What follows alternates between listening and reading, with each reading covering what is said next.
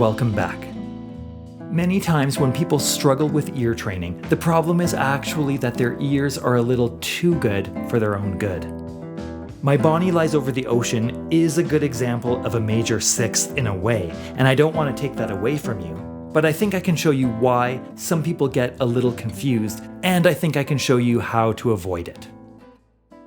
Intervals do each have their own sounds, but the flavor or feeling of an interval really depends on what else is happening around it.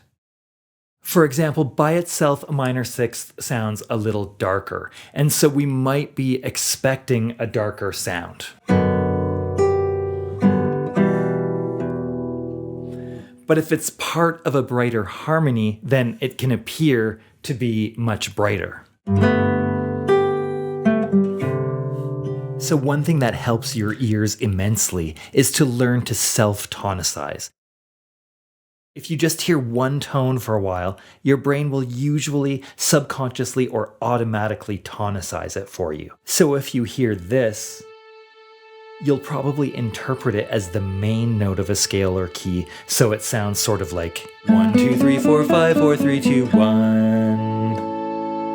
But if we get some different contextual cues around that same tone, our brains will interpret it differently based on that. And so if we have naturally good ears, that tonicization tends to linger so that when we hear the next pitch, we interpret it in terms of what we just heard. And so now this note sounds more like a scale degree 3. 3, 3, 2, 1, 2, 3, 4, 5, 4, 3, 2, 1, 5, 1. Or we could hear it in this context. And it sounds like scale degree 5. 5, 4, 3, 2, 1. 1, 2, 3, 4, 5, 4, 3, 2, 1, 5, 1. We usually learn that a major third is a little bright and happy, and a minor third is more dark and sad.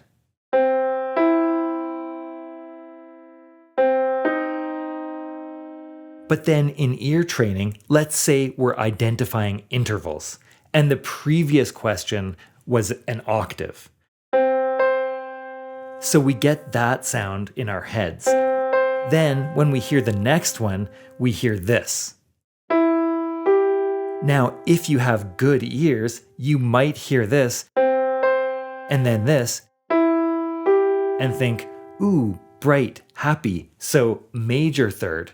Because when we add the note from the previous question and these ones together, we do get a major triad.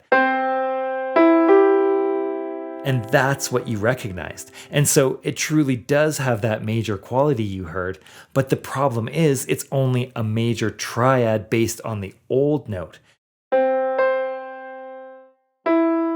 So if we could forget the old question and get recentered around this new note somehow, we could hear it in that context. And there's that sort of sad, dark quality we were looking for. To tonicize, all we need to do is find what we call the dominant of that note, which is basically the fifth note of the scale or a perfect fifth above. Basically, twinkle, twinkle, twinkle, twinkle, or Star Wars, Star Wars, nothing but Star Wars. Or we can use the dominant, a perfect fourth below the tonic to tonicize. And I like to think of it like this sort of stock oompa bass line.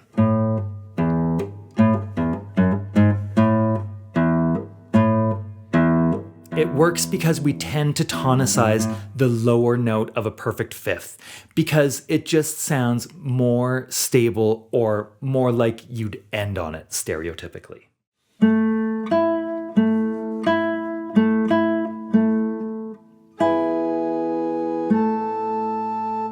I'm not saying that you shouldn't use My Bonnie as an example of a major sixth, but it also helps a lot to know what scale degrees you're dealing with and sort of how the tonicization works. My Bonnie is a major sixth, but it's going from the fifth note of the scale up to the third note. So it has a different function. And often when you first learn about major sixths in ear training class, you're thinking of it as a sixth above the tonic. If we sing a major sixth like My Bonnie, then the higher note that we get to is very stable over that chord. My bon, because it's the third of the chord. But if we try to sing a major sixth above the note that we've tonicized, then the sixth is actually much less stable feeling. It kind of wants to get pulled back down to the more stable fifth.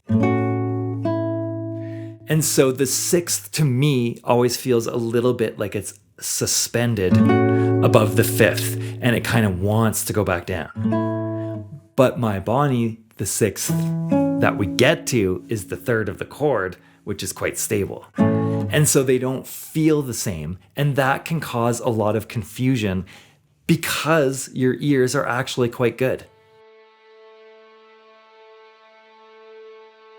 In a case like this, where we're basically forced to tonicize the lower note, it might be easier to, for example, use Twinkle Twinkle, where we use the root and fifth and then take a step from there. That way we're tonicizing the same note that we hear. 1, 1, 5, 6. We can practice this skill basically by playing and tonicizing random notes.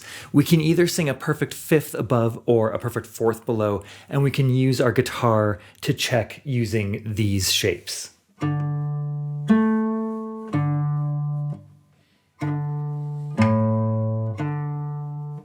This practice will give you a real sense of stability in your ear training. Let me show you how to guess and check with your guitar. I'll just start with any note. La, and then I'll sing the dominant. La, la, and then I check. But the real test is if you can tonicize the next note that you hear. La, la, la. La, la, la. La, la, la. Thanks to those who made it this far. Please consider showing the algorithm some love